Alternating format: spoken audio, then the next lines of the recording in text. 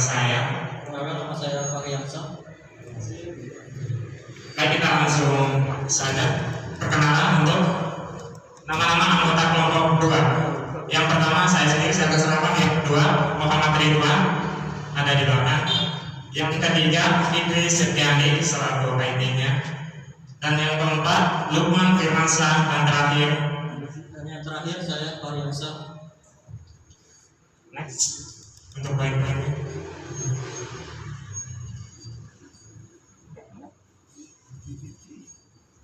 Mengembangkan mental wirausaha. Baik, untuk mengembangkan mental wirausaha, yang pertama kali itu kita harus mempunyai yang namanya komitmen. Setelah ada komitmen, kita harus melalui lingkungan dan pergaulan yang kondusif, melalui pendidikan dan juga pelatihan karena keadaan terpaksa. Jadi keempat poin ini masih ada keterkaitannya. Oke, next. Untuk yang pertama, melalui komitmen pribadi akan dijelaskan oleh teman saya Pak Riansyah. Untuk yang kedua, melalui komitmen pribadi, jiwa wirausaha ditandai dengan adanya komitmen pribadi untuk dapat mandiri, mencapai sesuatu yang diinginkan, menghindari ketergantungan pada orang lain agar lebih produktif dan memaksimalkan potensi diri. Anda dapat memprogramkan ulang diri Anda untuk sukses melalui deklarasi tertulis bahwa pikiran, perasaan, ucapan, dan tindakan Anda akan selalu diperbaiki arah yang lebih baik. Next, selanjutnya. Melalui lingkungan dan pergaulan kondusif, dorongan untuk mengembangkan jiwa wirausaha dapat berasal dari lingkungan pergaulan teman, pemilik, sahabat, karena mereka dapat berdiskusi tentang ide wirausaha, masalah yang dihadapi dan cara-cara mengatasinya, sehingga mempunyai semangat, kemampuan, dan pikiran untuk melakukan cara berpikir lamban dan malas. Melalui pendidikan dan pelatihan. Keperhatian untuk membentuk jiwa wirausaha juga didorong oleh guru atau dosen di sekolah, lembaga pelatihan. Mereka memberikan mata pelajaran kewirausahaan yang praktis dan menarik, sehingga membangkitkan minat siswa untuk berwirausaha. Cukup jelas ya. Lanjutnya, karena keadaan terpaksa. Baik, kita akan menjelaskan karena keadaan terpaksa. Banyak orang yang sukses karena dipaksa oleh keadaan. Mungkin pada awalnya tujuannya hanya untuk memenuhi kebutuhannya, tetapi karena usahanya yang keras, tidak gampang menyerah dan berputus asa, sehingga akhirnya menjadi wirausaha yang sukses. Itulah yang dimaksud dengan karena keadaan terpaksa. Oke, next. Untuk selanjutnya, mengembangkan mental wirausaha. Yang pertama itu sukses, yang kedua berkelanjutan, yang ketiga melalui proses, yang keempat berkelanjutan dan bertindak, berlatih dan belajar. Sikap negatif profesi wirausaha. Jadi dalam berwirausaha itu juga ada nilai-nilai positif atau negatif. Di antaranya kita akan menjelaskan sikap negatif profesi wirausaha. Banyak faktor psikologis yang membentuk sikap negatif masyarakat sehingga mereka kurang berminat terhadap profesi wirausaha. Antara lain sifat agresif, ekspansif, bersaing, egois, tidak jujur, kikir, sumber penghasilan tidak stabil, kurang terhormat, pekerjaan rendah, dan sebagainya. Itu yang merupakan sikap negatif profesi wirausaha. Dan dilanjutkan, tantangan semacam ini dianggap oleh sebagian besar penduduk sehingga mereka tidak tertarik. Lantasan filosofi inilah yang menyebabkan rakyat Indonesia tidak termotivasi terjun ke dunia bisnis. Kita jauh tertinggal dari negara tetangga yang seakan-akan memiliki spesialisasi dalam profesi bisnis. Oke. Selanjutnya, merintis usaha dan modal pengembangannya. Cara memasuki dunia usaha. Ada 4 cara, yaitu yang pertama merintis usaha baru, yang kedua memasuki bisnis keluarga, yang ketiga kerjasama manajemen, yang keempat membeli perusahaan orang lain.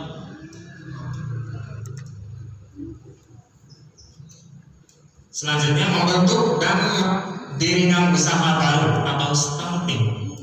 Starting yaitu membentuk dan mendirikan usaha baru dengan menggunakan modal. Jadi kalau kita belum punya modal untuk mendirikan suatu usaha, itu sama aja bohong. Oke? Yang kedua itu ide. Ide, organisasi, dan manajemen yang dirancang sendiri. Ada 3 bentuk usaha yang baru yang dapat dirintis. Perusahaan milik sendiri, yaitu usaha yang dimiliki dan dikelola sendiri oleh seseorang, persekutuan atau partnership, yaitu satu kerjasama 2 orang atau lebih yang secara bersama-sama menjalankan usaha perusahaan berbadan hukum atau corporation, yaitu perusahaan yang didirikan atas dasar badan hukum dengan modal saham-saham. Oke, baik, next. Selanjutnya, 2 pendekatan dasar pendirian usaha. Ada 2 pendekatan utama yang digunakan para wirausaha. Yang pertama, pendekatan berdasarkan pengalaman, keterampilan, kemampuan, dan latar belakangnya sendiri dalam menentukan jenis usaha yang akan dirintis.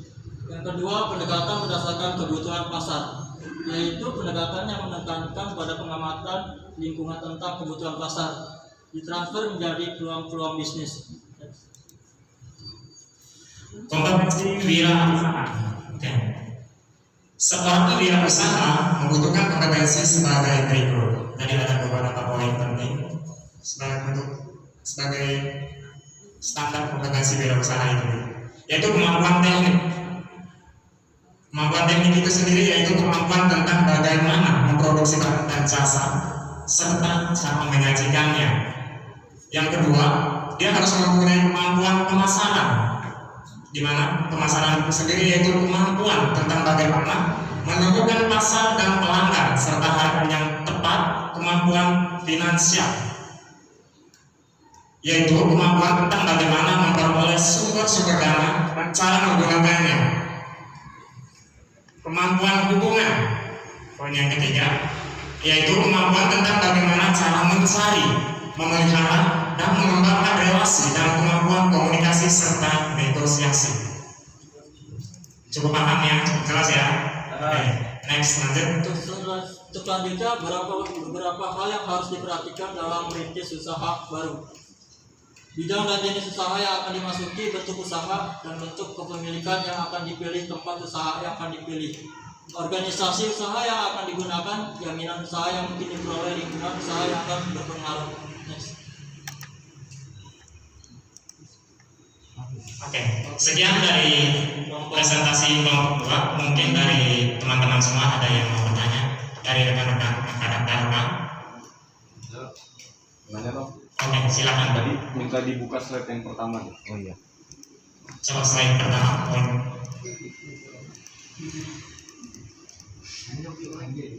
Depan terus lagi. Oh.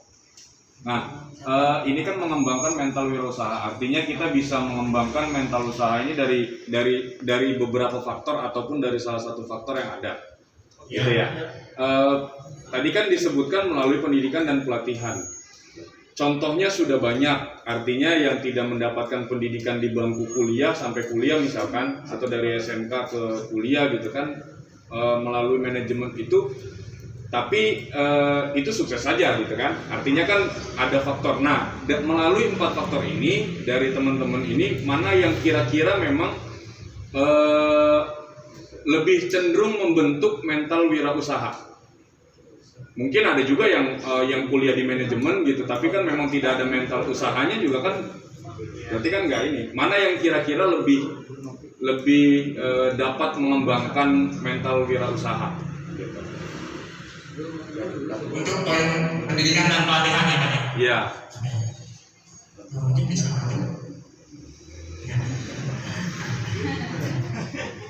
Baik, tadi seperti yang ditanyakan sama kawan-kawan itu, apabila orang sekalipun dia mengambil jurusannya di manajemen, tetapi dia tidak bisa mengembangkan usahanya ya. Betul. Jadi ini menurut saya sendiri boleh ya? Iya nggak apa-apa. Maksudnya biar dapat pandangan juga. Iya. Jadi melalui pendidikan dan pelatihan ya. Jadi ditanyakan tadi ada yang mengambil jurusan manajemen tapi tidak bisa mengembangkan jiwa kewirausahaannya.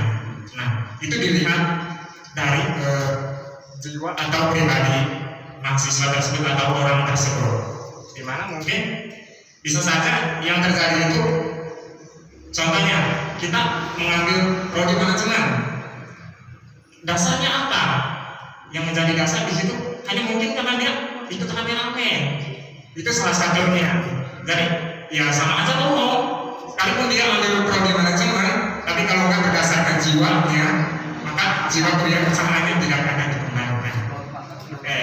Nah sebaliknya, orang yang mempunyai jiwa atau sukses di wirausahaan, nah itu berbalik dengan pribadi yang tadi, yang artinya dia mengambil prodi manajemen karena dasarnya juga dia mungkin ingin mengembangkan ilmu atau daya serap yang ada di dalam dirinya, sehingga ketika dia memasuk prodi manajemen ini, khususnya melalui pendidikan dan pelatihan, dia di situ ditambahkan wawasannya, di mana pada satu ketika setelah semua pendidikan dan pelatihan yang sudah selesai, sudah sarjana, dan dia akan mengembangkan segala apa yang didapatkan di jiwa pendidikannya itu tadi dan dikembangkan di masyarakat. Oke, mungkin sekian dari saya. Cukup memuaskan atau gimana? Oke, terima kasih. Oke, sekian dari kelompok 2. Kurang lebihnya mohon maaf. Wassalamualaikum warahmatullahi wabarakatuh. Waalaikumsalam.